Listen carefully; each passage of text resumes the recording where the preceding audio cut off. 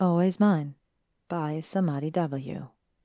Chapter 17, Part 2. Draco sat in an uncomfortable chair surrounded by Muggle medical equipment. A nurse had taken his blood. Leaning back against the hard chair in the surgical clean room, Draco thought back to any signs he had missed that showed Hermione was pregnant. How could he have been so blind? An hour later, the doctor strode back into the room with a smile on his face. "You're a perfect match, Mr. Malfoy," the stout man declared happily. Draco sighed in relief, got to his feet, and shook the doctor's hand.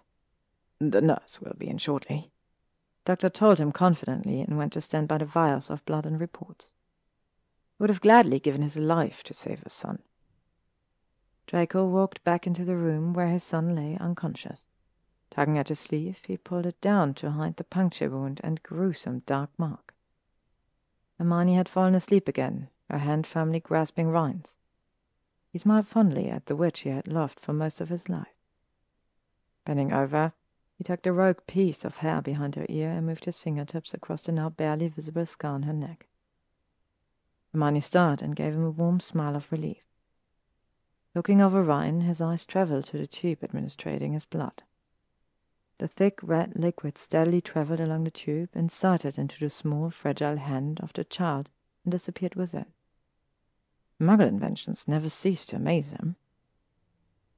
Making sure they were alone, Draco pulled out his wand and muttered incantations to heal the scars on Ryan's body.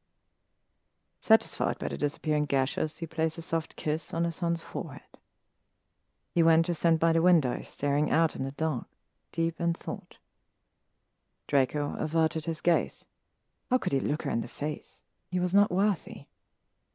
Taking a deep breath, he inquired sadly, "When did you find out you were pregnant?" Hermione sighed and moved to stand at his side. He deserved some answers. She toyed with her fingers and replied, "Do you remember how I was throwing up when Lucius asked you to come home?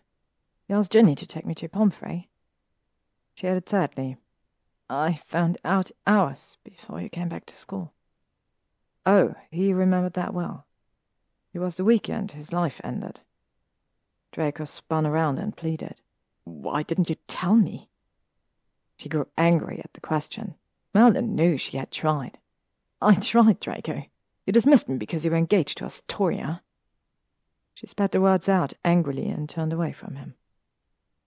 She hissed, "You didn't want anything to do with the mudblood, and that would include our child."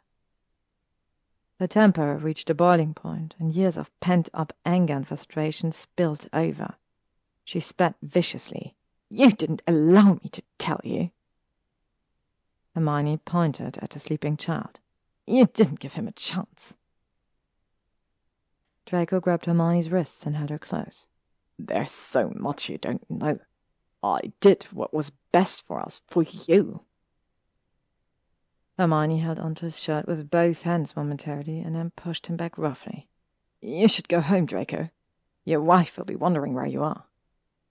He laughed softly. "I have no wife. I'm not going anywhere until our son is safe." She knew he wasn't married, but she just wanted to hear it from him. Quietly, she watched him stare at Ryan like he could not get enough. Having them both side by side, she could see how much Ryan looked like his father. She broke the awkward silence. "I am sorry about your father." Draco let out a low snarl. "Don't speak of him. Don't be sorry. That man like him died. He deserved it. He was a raging lunatic." His eyes filled with tears. "He took everything from me. My childhood, my beliefs, my son." And he looked directly at her before he said, "And my love." Her parents interrupted them. He smiled at them weakly, not knowing what to expect, but he returned the smile warmly and hugged him. They always liked him, and it was obvious he enjoyed their warmth and kindness. He had missed so much growing up under the strict command of his father. Draco needed a spare set of clothes, and by the looks of it, so did Hermione. He casually approached her. "I need to get some clothes. Do you mind if I come back in an hour?" She raised her head to meet his smoldering gaze. Damn, those clear grey eyes. She looked over at their sleeping son, back at him, and timidly asked, "I need some things too. Shall I come with you?" Smiling brightly, he agreed quickly. "Of course." Happy with his response, she said, "Let me just tell my parents we will be back soon." Draco watched in interest as Hermione approached her mother and spoke in hushed tones. Julia Granger nodded and gave her a reassuring smile. Hermione came up to him with a bag of clothes. He looked at it questionably. He held it up and grinned. "Dirty laundry." He took her hands in his, and they first apparated straight into his modest flat. She looked around, impressed, and found it interesting that he had several Muggle appliances. Aimlessly, she wandered around the lavish apartment while he gathered his clothes. Coming to a halt near his mantelpiece, she studied the picture he had placed on it with growing interest and then shock. Her younger self laughed and smiled brightly, looking happy and carefree. He framed all their pictures together.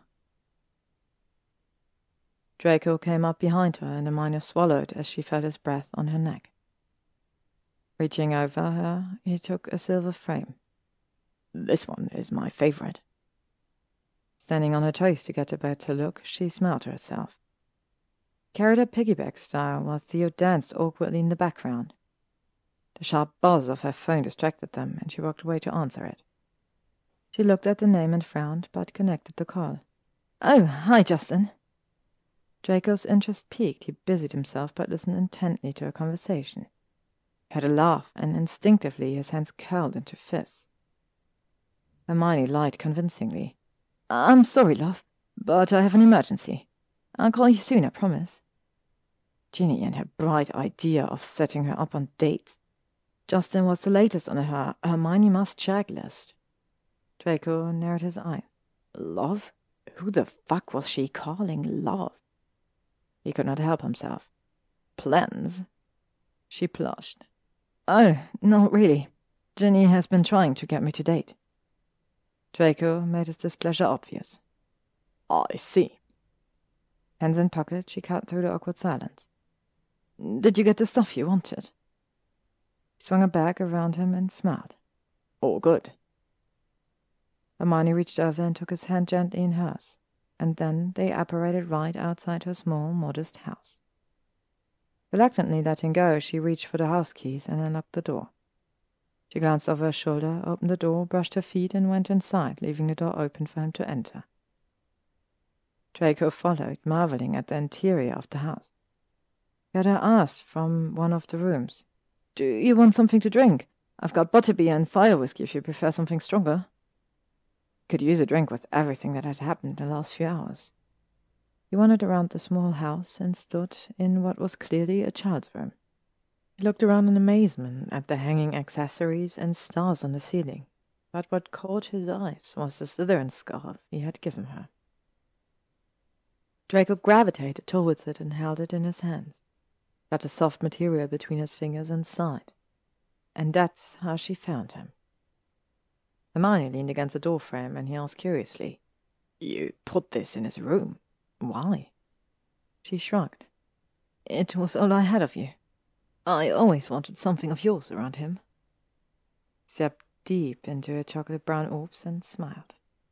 Hermione broke away from the intensity of his stare, walked out, and called out, "Do you want that drink?" Draco replied, "Yes," and followed her to the kitchen. He took out 2 glasses and a half-empty bottle of fire whiskey from under the sink. He watched her intently as she poured the liquid in the 2 glasses and handed him one. She had not changed. She was still the toughest woman he knew, including his mother.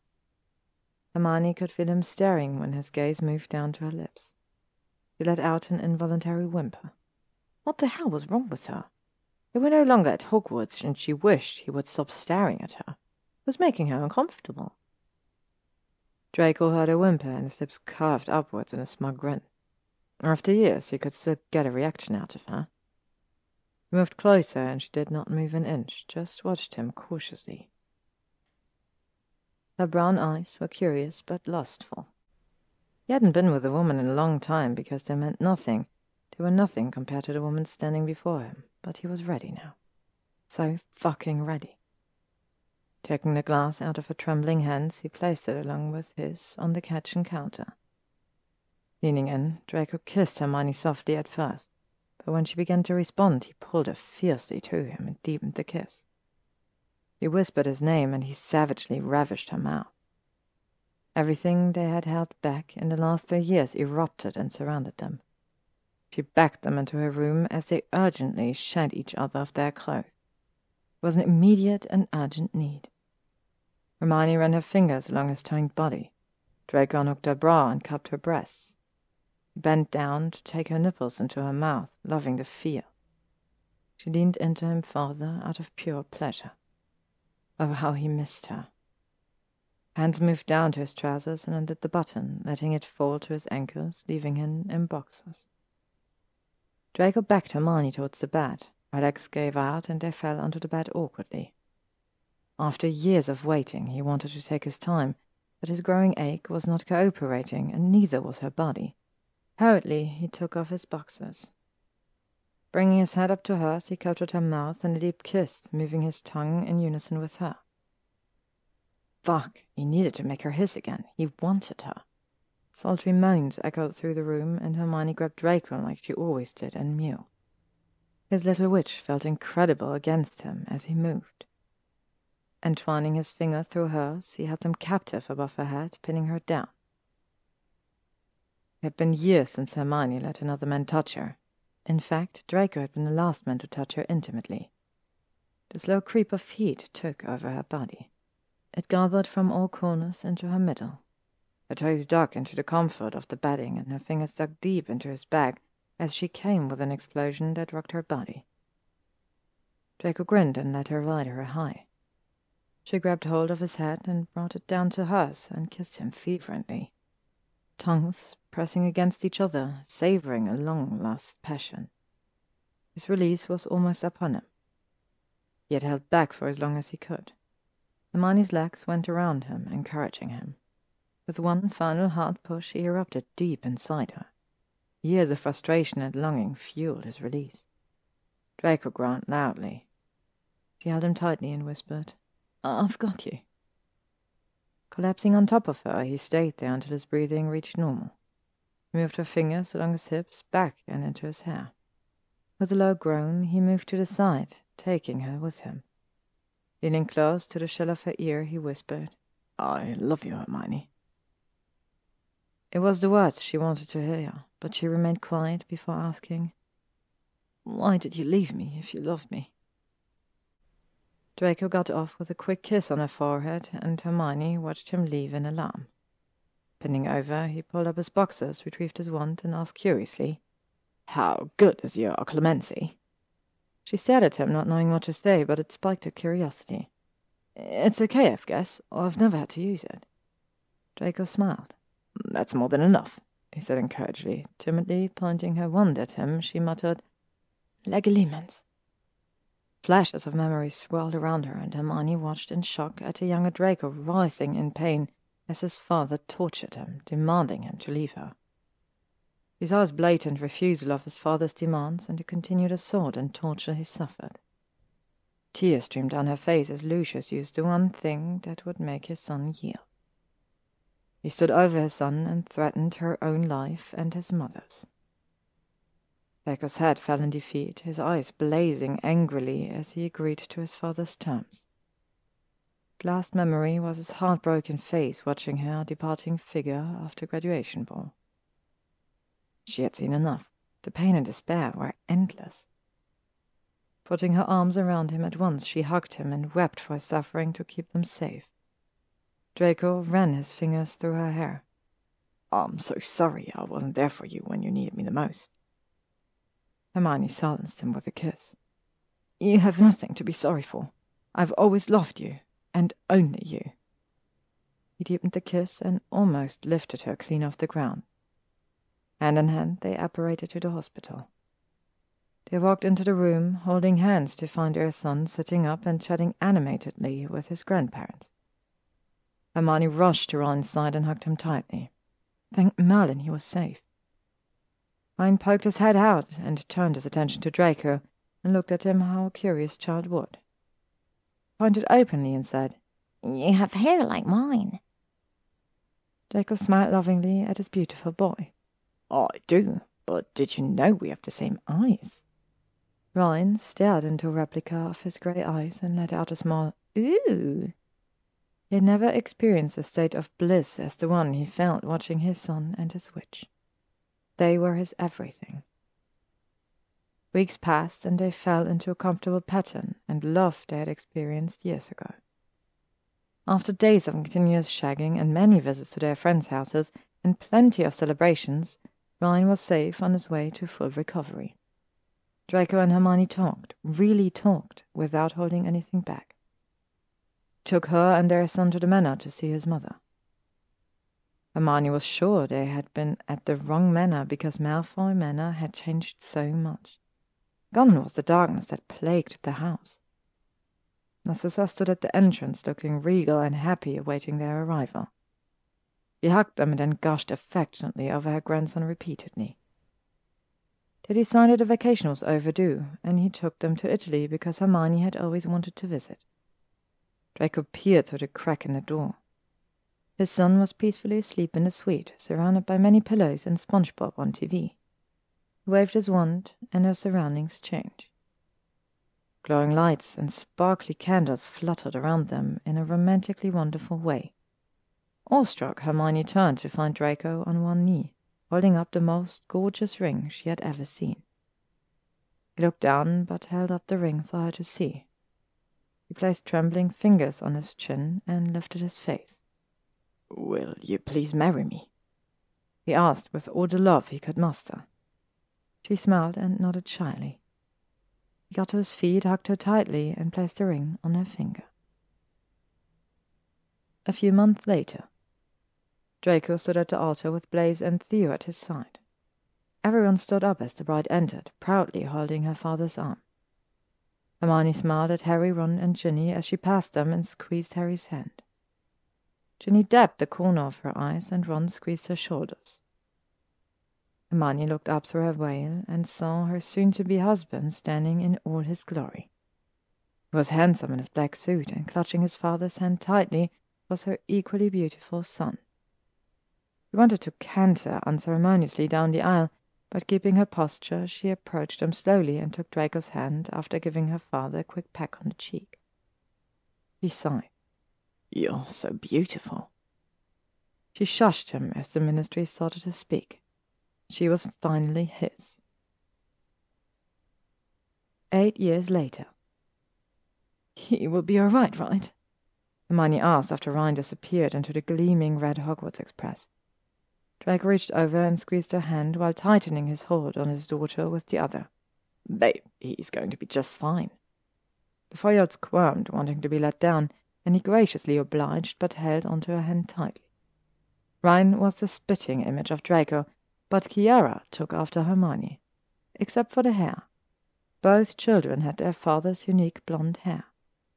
They could make out Harry and the pregnant Ginny approaching them through the crowd. People and students stopped to stare at Harry. He was so used to it that he barely noticed it anymore. "Did I miss my grandson?" Harry asked, looking around for Ryan. Draco answered, "He's on the train already." "Yeah, made a few friends too," Hermione added. As happy as she was that Ryan got accepted to Hogwarts, being away from him gutted her.